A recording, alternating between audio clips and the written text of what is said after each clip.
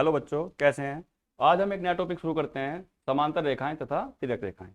देखिए, समांतर रेखाएं के बारे में हमने इससे पहले ही बताया था आपको कि जो रेलवे ट्रैक होता है वो आपका समांतर होता है। उसके हर दोनों रेखाओं के बीच में अगर हम कहीं भी अध्ययन करें तो दो बिंदुओं के बीच में जो डिस्टेंस होगा वो हर जगह बराबर होगा, समान होगा। तो अगर दो रेखाओं के बीच में समान अंतर है, देखिए समांतर रेखा का मतलब है कि अगर दो रेखाओं के बीच में अंतर समान है तो रेखाएं समांतर रेखाएं कहलाती हैं। तो अब आप ये देख रहे हैं कि पैरेलल लाइंस हैं ये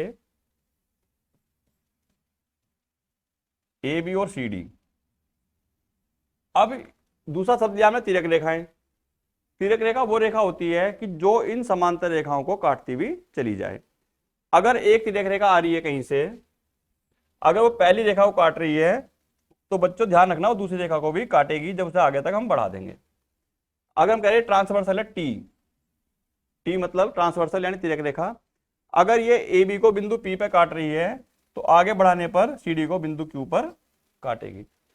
कुछ भी नाम लिख सकते हैं हम, पी क्यू रख दें, एम एन रख दें, कुछ भी नाम रख सकते हैं। तो ये कंडीशन आने के बाद हम यहाँ ये देखते हैं कि भाई जब समांतर रेखाएं हैं और इन्हें तिर्यक रेखा काटती है तो क्या कंडीशन हमें प्राप्त होती हैं। तो यहाँ हमें इस चीज का ध्यान रखें कि जब क्वेश्चंस आते हैं तो उसके अंदर सबसे पहले एक चीज का ध्यान रखें कि ये हमारी दो रेखाएं समांतर हैं। अब हमने इनका शॉर्ट में नाम रख दिया एम और दूसरे का रख दिया एन। इन्हें हम आगे तक कहीं तक भी बढ़ा सकते हैं। और एक ट्रांसवर्सल जो तिर्यक रेखा है वो इस तरीके से इसको इंटरसेक्ट कर रही है। अब बच्चों देखो, हमने कहीं भी अभी A B P Q R S कुछ नहीं लिखा। अब हम इसके अंदर अगर एंगल बताते हैं आपसे तो यहाँ टोटल 8 एंगल बन रहे हैं। जैसे आपने देखा था कि जब दो रेखाएं एक दूसरे को काटती हैं तो 4 एंगल बनते थे, 1 2 3 4। तो पहला हमने देखा 4 एंगल थे, दोनों रेखा बनाएंगे टी और एम, ये दोनों एक दूसरे को कट कर रहे हैं। देखो यहाँ तक 1 2 3 4। जब ये लाइन इसको कट करेगी तो 1 2 3 4, तो 4 एंगल यहाँ 4 एंगल यहाँ, तो ये टोटल आपके कितने बन जाएंगे, 8 एंगल। ठीक है, वेरी गुड। तो आप कह रहे हैं कि टोटल 8 एंगल बन जाते हैं। मार्किंग किधर से करते हैं, लेकिन करेंगे ऑर्डर में। अगर आप स्टार्टिंग करते हैं कि जी हम तो फर्स्ट एंगल यहाँ ले रहे हैं तो कोई बात नहीं, 1, उसके बाद 2 3 4। अब जैसे ऐसे ऑर्डर में चले हम तो 5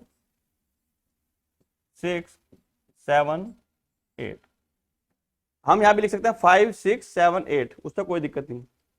अब हम जब कंडीशन को चेक करेंगे तो बच्चों देखिए, सबसे पहले एम रेखा समांतर एन, ये हमने लिख दिया कि एम और एन रेखाएं समांतर हैं तथा टी इनकी तिर्यक रेखा है।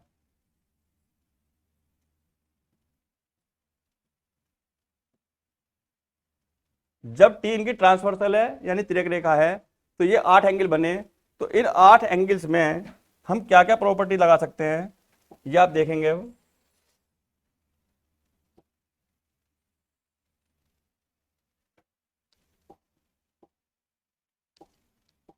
देखो बच्चों, अभी हमने पढ़ रखा है शीर्षाभिमुख कोण, ये आपने पहले पढ़ रखा है। शीर्षाभिमुख कोण वर्टिकली अपोजिट एंगल, आमने सामने के। आप कहते हैं 1 के इक्वल टू 3 है, 4 के इक्वल 4 है, 2 के इक्वल 4 है, 1 और 3 इक्वल है, 2 और 4 इक्वल है, 5 7 के इक्वल है और 6 8 के इक्वल है। उसके अतिरिक्त हम क्या कहते हैं कि अगर दो रेखाएं समांतर हैं, ये दोनों, तो इस रेखा के ट्रांसवर्सल जो रेखा जा रही है तिर्यक रेखा, इसके एक साइड में चलें तो इसके ऊपर का इसके ऊपर के कोण के बराबर होगा, इधर ऊपर वाला इधर के ऊपर वाले के बराबर होगा, ऐसे नीचे वाले नीचे वाले के बराबर होंगे। तो हम कंडीशन में देखते हैं, पहले इन्हें कहते हैं हम कोरस्पोंडिंग एंगल्स यानी संगत कोण, और संगत कोण आपस में बराबर होते हैं।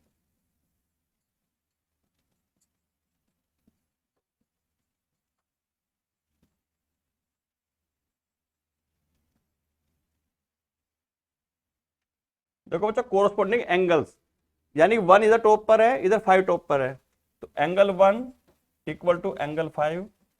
इधर टॉप पर 2 है, इधर 6 है, तो एंगल 2 इक्वल टू एंगल 6। अब बॉटम में देखेंगे 3 7 के है, 4 8 के है, angle 3 equal to angle 7 and angle 4 equal to angle 8। तो आपको एक तो याद रखना संगत कोण यानी कोरस्पोंडिंग एंगल्स। दूसरे में देखिए आप, हमने बताया था कि कोरस्पोंडिंग एंगल्स के बाद शीर्षाभिमुख कोण,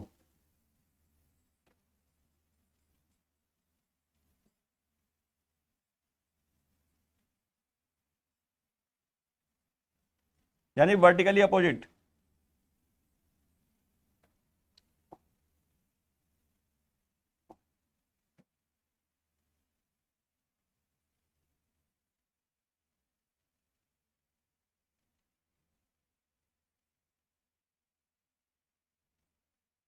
देखो बच्चों वर्टिकली अपोजिट का मतलब क्या है कि आमने सामने, 1 और 3, angle 1 equal to angle 3, 2 equal to 4, आप देख रहे 5 equal to 7, angle 5 equal to angle 7 and angle 6 equal to angle 8। तो बच्चों दो कंडीशन आपने देख ली, कोरस्पोंडिंग एंगल्स और वर्टिकली अपोजिट एंगल्स।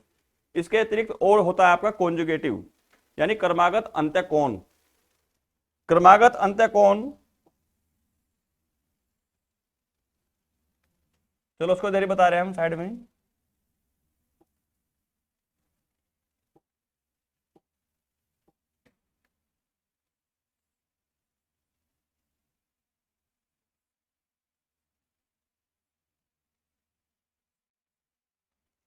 क्रमागत अंतःकोण, अब आप कहते हैं कि alternate interior, sorry conjugative interior angle.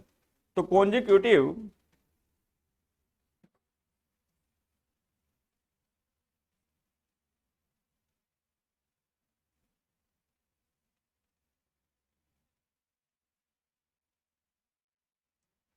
अब जब ये इन्हें हम सप्लीमेंट्री एंगल भी कहते हैं, तो इसका मतलब क्या है कि ट्रांसवर्सल के एक ही साइड, जैसे एंगल 4 है और उसके साथ में 5 है और दूसरी साइड में 3 और 6 है,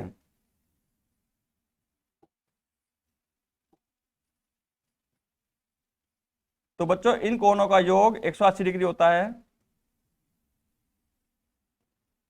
कि क्रमागत अंतःकोण है ये, यानी कि ट्रांसवर्सल के एक ही साइड में बने कोणों का योग 180 डिग्री होता है। इन्हें हम सप्लीमेंट्री एंगल भी कहते हैं।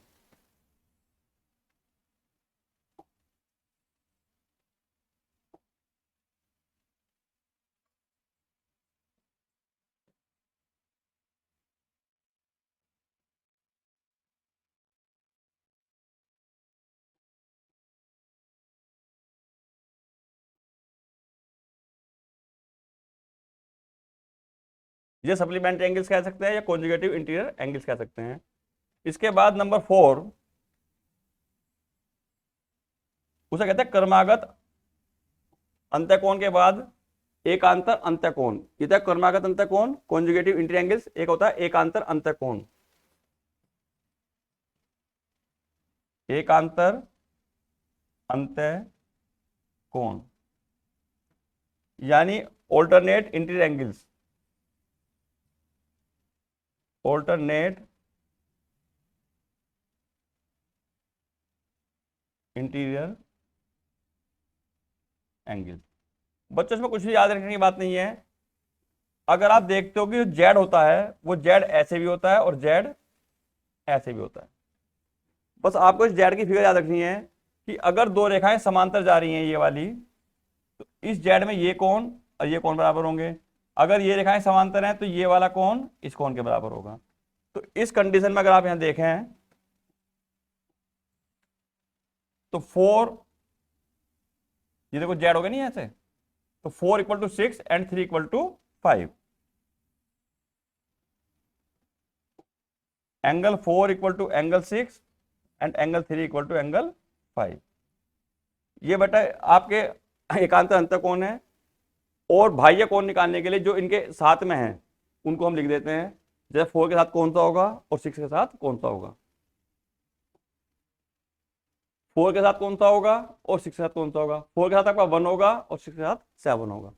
तो इसको 9th में नहीं पूछते, तो इसलिए ये जो कंडीशन हमने बताई है, corresponding angles, vertical opposite angles, conjugative interior angles और अल्टरनेट इंटीरियर एंगल्स, आपको इस फिगर को, जो पूरी फिगर बनाई हुई है, इसके अकॉर्डिंग जो हमने क्वेश्चंस के फॉर्मूले बताए आपको ये, या कौन कौन से एंगल बराबर हैं, क्यों हैं, इसको याद रखना है। इस फिगर पर क्वेश्चंस आते हैं, ध्यान रखना, दो रेखाएं समांतर होंगी और एक रेखा इसकी तिर्यक होगी।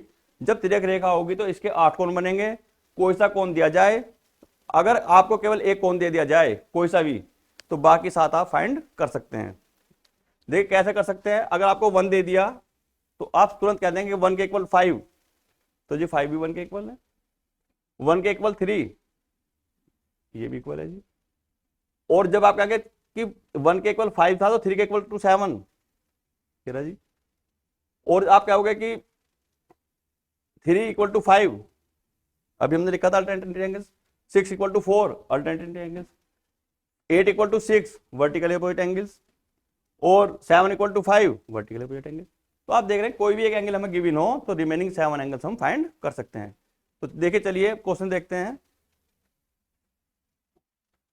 इसी टाइप के क्वेश्चन पेपर में आते हैं।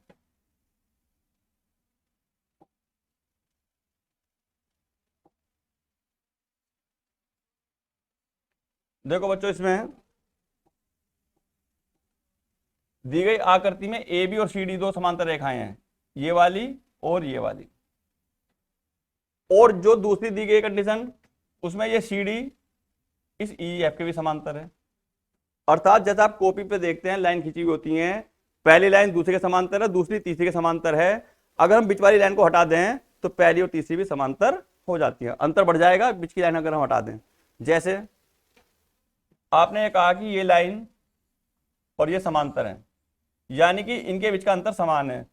आपने इसका नाम कर दिया ए बी, इसका नाम कर दिया सी डी। अब कह रहे हैं कि एक रेखा, हम ए बी को तो भूल गए, सी डी के समांतर खींच दिए, उसका नाम कर दिया हमने ई एफ। और कहते हैं कि एक ट्रांसवर्सल आ रही है ये वाली, वो इन रेखाओं को काट रही है। एक एंगल तो बना रही है एक्स, एक बना रही है वाई, है बना रही है जेड। और वाई और जेड का रेशो गिवन है, हमें एक्स की वैल्यू फाइंड करनी है।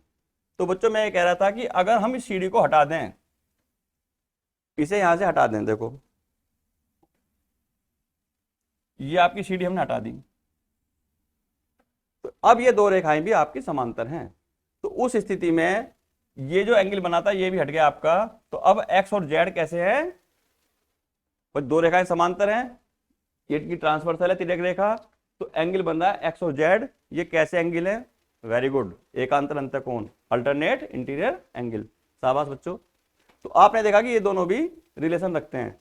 लेकिन इससे पहले इसमें दे रखी है एक लाइन और, तो आप देख सकते हैं सी डी की लाइन दे रखी है ये। तो अब हम कैसे इसको क्वेश्चन को सोल्व करेंगे, देखो इसमें y इज टू जेड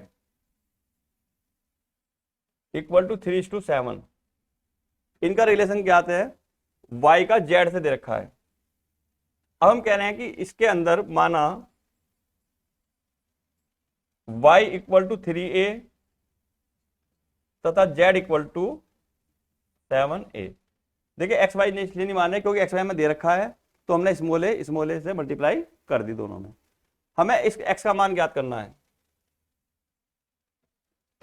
देखो इसमें क्या करेंगे, हम ये कह रहे हैं कि सबसे पहले चूंकि ए बी समांतर सी डी तथा सी डी समांतर ई एफ, ये बच्चों दे रखा है, तो इसलिए ए बी समांतर ई एफ। अभी हमने सी डी को एलिमिनेट कर दिया था, हटा दिया था, तो आपने देखा था ए बी समांतर ई एफ। जब ए बी समांतर ई एफ है, पुनः हम देख रहे हैं कि ए बी समांतर ई एफ तथा इसकी जो ट्रांसवर्सल है, या इसकी लिखने की जरूरत नहीं है आपको, अब ये ट्रांसवर्सल जा रही है, तो इसलिए हम कहेंगे angle x equal to z. तो x इक्वल टू जेड। अभी हमने बताया था कि भाई जब दोनों रेखाएं समांतर हैं, ये तिर्यक रेखा है, तो आपने बताया था कि ये x और z भी इक्वल होंगे, ये होते हैं आपके एकांतर अंतःकोण।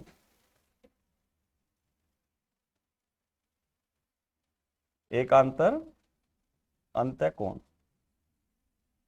जब बच्चों ये एकांतर अंतःकोण है, आपस में बराबर हैं, तो आप इसको x को लिख सकते हैं 7a, यानी कि x बराबर 7a, क्योंकि x का मान इसलिए रखा क्योंकि x का मान z के बराबर है। अब आगे देखिए, हम ये देख रहे हैं कि अगर ए बी और सी डी समांतर रेखाएं हैं, चूंकि ए बी समांतर सी डी, तो इसलिए x प्लस वाई बराबर 180 डिग्री।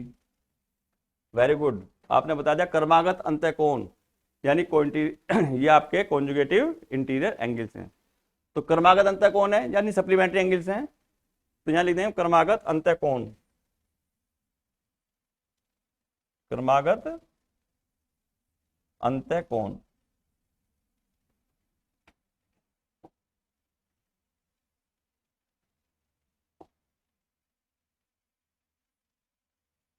तो देखो बच्चों, x की वैल्यू आपको पता है 7a, y की पता है आपको 3a, तो 7a plus 3a equal to 180, 10a equal to 180 और a equal to 180 upon 10, a equal to 18। अब आपको चाहिए x, और x क्या है आपका 7a, तो x equal to 7a, x equal to 7 into 18 और 18 7 जा 126। तो बच्चों ऐसे हम एंगल फाइंड करते हैं, जब रिलेशन गिवन है उसके हिसाब से चलेंगे। और ये आपको ध्यान रखना पड़ेगा कि दो समांतर रेखाएं होंगी और एक उनकी तिर्यक रेखा होगी, उसके अनुसार जो क्वेश्चंस के अंदर एंगल हमें दिए गए हैं या जो हमें ज्ञात करने हैं उसका हम रिलेशन देखेंगे, क्या रिलेशन इसके अंदर है। चलिए नेक्स्ट क्वेश्चन देखते हैं। देखिए फिगर ये बना रखी है,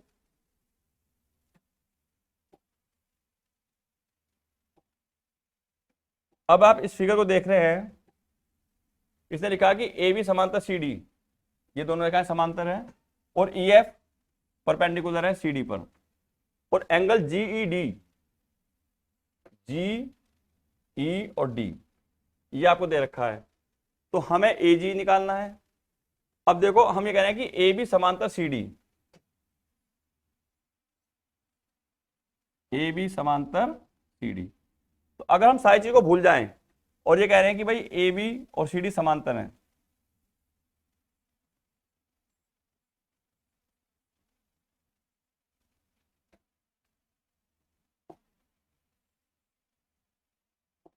अब देखो बच्चों इसमें अगर हमने यहां से देखा, यहां लिख दिया जी और यहां लिख दिया ई, तो angle A G E equal to G E D, ये सिंपल हो गया आपका। तो angle A G E equal to angle G E D, कौन सा एंगल, वेरी गुड, एकांतर अंतःकोण, अल्टरनेट इंटीरियर एंगल। आप समझ चुके हैं कि जेड बन रहा है, ये देखो जेड बन गया ऐसे। तो जब ये एकांतर अंतःकोण हो गया तो A G equal to G E D, और एंगल ए जी ई, और आपको जी डी गिवन है 126, तो फर्स्ट पार्ट आपका एक आंसर ही आ गया। अब आपसे पूछा जी E F, G E F ये तो आपका हो गया ए जी ई, ये वाला तो आप फाइंड कर चुके हैं। अब चाहिए आपको जी ई एफ ये वाला। अब देखो इसमें एंगल जी ई डी,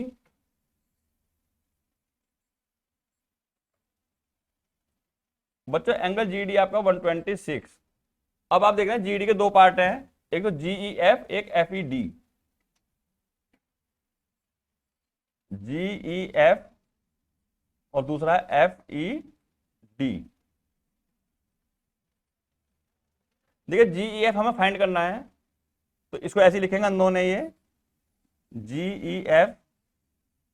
देखिए एफ ई डी बच्चों परपेंडिकुलर है, जब ये इस पर परपेंडिकुलर डला हुआ है तो कितना एंगल होगा 90 का, तो ये यहां से यहां तक 90 का एंगल गिवन है, प्लस 90 इक्वल टू 126, तो आपका बन जाएगा angle G E F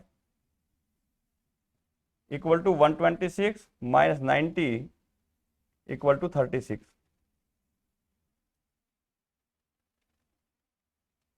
second part आपने फाइंड कर लिया। अब आपको चाहिए एफ जी ई, एफ जी बच्चों यहां से चाहिए, अब थर्ड पार्ट आप देखिए कैसे बताएंगे।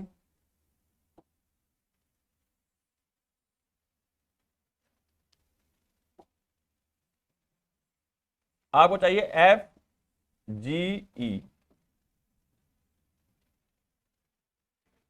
अब देखो बच्चों, अगर आप इसमें ये देख रहे हो कि ए जी ई और E F G, sorry F G E, angle A G E plus angle F G E, ये आपके कितना होगा 180। आपने बताया बच्चों 180, तो कौन बच्चा बताएगा कि ये 180 क्यों है? आपने बताया जी 180 लिख दिया हमने, ये 180 क्यों है? वेरी गुड, आपने बताया लीनियर पेयर।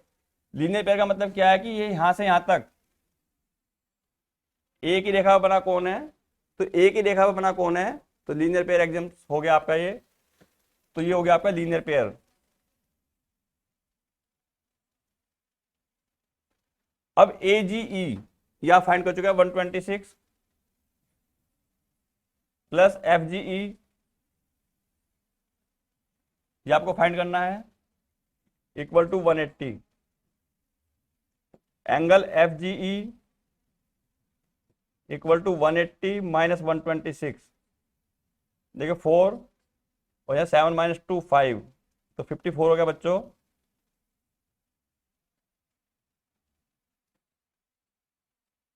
तो आपको 3 पार्ट इसमें निकालने थे, तो आपने अगर थोड़ा सा धैर्य रखा इस क्वेश्चन को करते समय, तो आप देखेंगे जो प्रॉपर्टी आपने पढ़ रखी थी अल्टरनेटिव एंगल्स, यानी आपका एकांत अंतःकोण पहला पार्ट आ गया। दूसरा परपेंडिकुलर था, तो यहाँ 90 रख दिया, तो लेस करने के बाद 36 आ गया। और तीसरा आपने बहुत ही ध्यान से बताया कि एक ही रेखा पर दो कोण बन रहे हैं, दोनों कोणों का योग 180 डिग्री होगा, जिसे हम कहते हैं लीनियर पेयर। तो आपने एफ जी को भी फाइंड कर दिया। तो अब आप ये देख रहे हैं तीनों कोण फाइंड हो गए, तो कितना सरल क्वेश्चन है। ऐसे क्वेश्चन 4-4 नंबर में आ जाते हैं, और आपको केवल प्रॉपर्टी लर्न रखनी है। अगर फिगर याद है, प्रॉपर्टी पता है, तो क्वेश्चन में कुछ नहीं है। जैसे आप एलजेब्रा फॉर्मूले याद करते हैं, ऐसी ज्योमेट्री में केवल जो हमने सिद्धांत बताया आपको स्टार्टिंग में बताया कि भाई ये 8 एंगल्स होंगे, इनमें रिलेशन होंगे, अगर आपको ये याद हो गया तो फिर सारे क्वेश्चन आप कर सकते हैं। चलिए क्वेश्चन और लेते हैं। देखिए इसमें एक आकृति बना रखी है, और ये कह रहा है कि इसके अंदर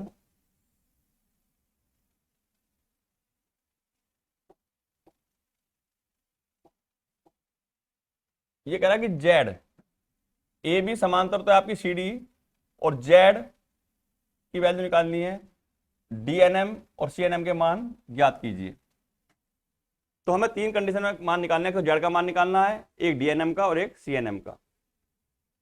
तो देखो इसमें ए बी समांतर सी डी, जब बच्चे समांतर हैं तो इन एंगल में कोई रिलेशन है? अच्छा अच्छा, बहुत होशियार है मैं आप तो। आपने बताया कि ये एकांतर कोण है जेड, क्योंकि आपकी समझ में बहुत जल्दी आ चुका है जेड बन रहा है। तो आप क्या होगे कि angle A M N equal to angle M N D, ये एकांतर कोण हो गए। तो ये आपके हो गए एकांतर अंतःकोण,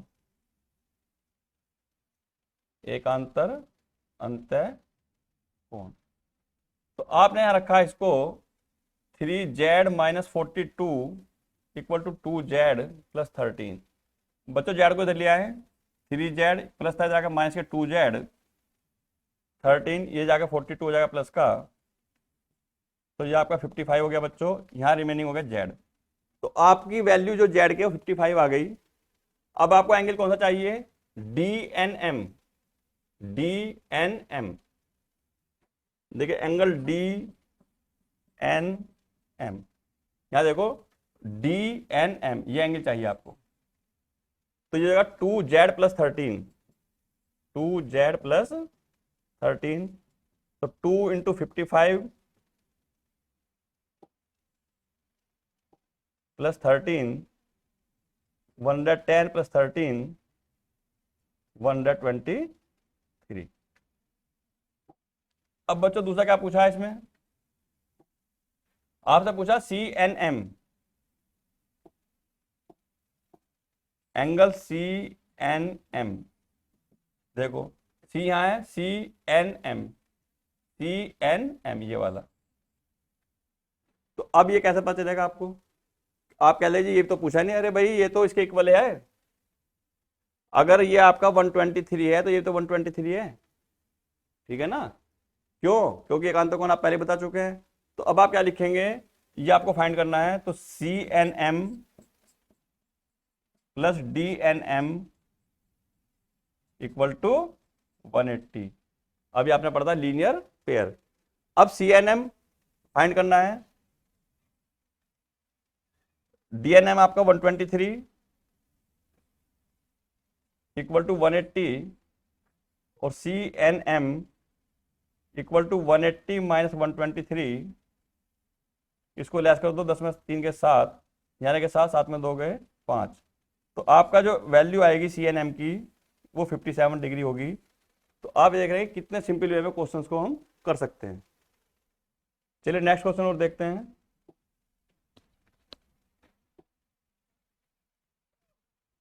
बच्चों इसमें एक क्वेश्चन और हम लिख रहे हैं,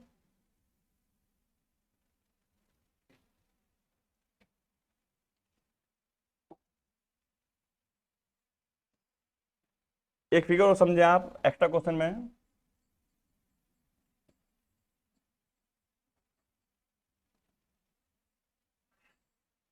अगर हम इसके अंदर आपको एक फिगर दे रहे हैं ऐसे,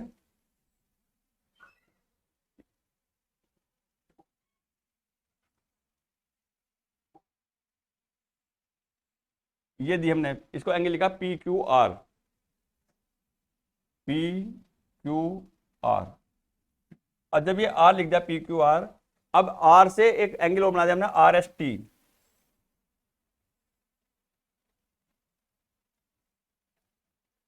अब देखिए इसमें PQR 110 डिग्री है, 110, RST ये 130 है।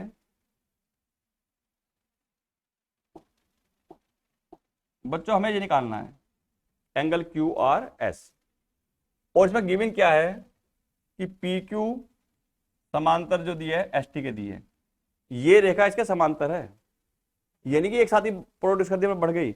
ये इससे ऊपर भी जा सकती है, इसके नीचे भी जा सकती है, लेकिन है कि समांतर। जैसे थोड़ा नीचे कर दें इसको,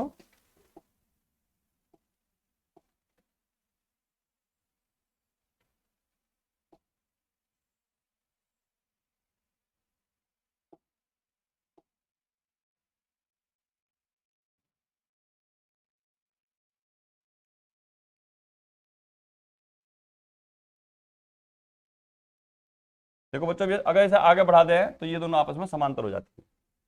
अब ये कह रहा है कि जब ये समांतर है PQ और ST, अब आपको एंगल PQR गिवन है 110, एंगल PQR इक्वल टू 110 और एंगल RST इक्वल टू 130 और एंगल QRS ये हमें फाइंड करना। तो देखिए अजीब सा क्वेश्चन लग रहा है, एग्जाम में भी कई बार आ चुका है। तो बच्चों इसके लिए हम क्या करेंगे, सबसे पहले इस बिंदु R से एक लाइन ड्रा कर देंगे जिसका नाम रख देंगे XY। जब ये PQ के समांतर है तो ये ST के समांतर होगी, क्योंकि दोनों समांतर है तो ये इनके समांतर है ना। तो बिंदु R से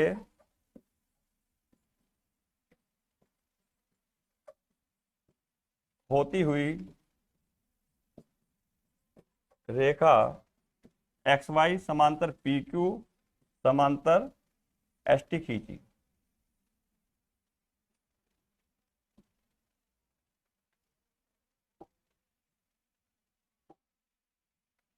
कितना काम बच्चों आपको याद रखना है बस केवल, बाकी देखिए कुछ नहीं है।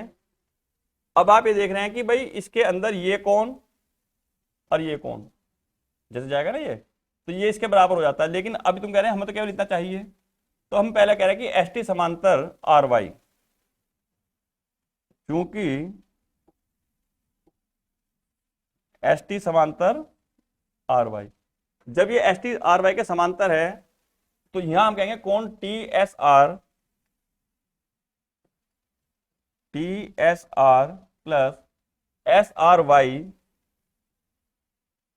Equal to 180 degree. अब टी एस आर 130 है plus angle S R Y equal to 180, angle S R Y equal to 180 minus 130, angle S R Y equal to 50। तो बच्चों आपने इस एंगल को फाइंड कर लिया है। अब एक छोटी सी बात आप ये देखेंगे,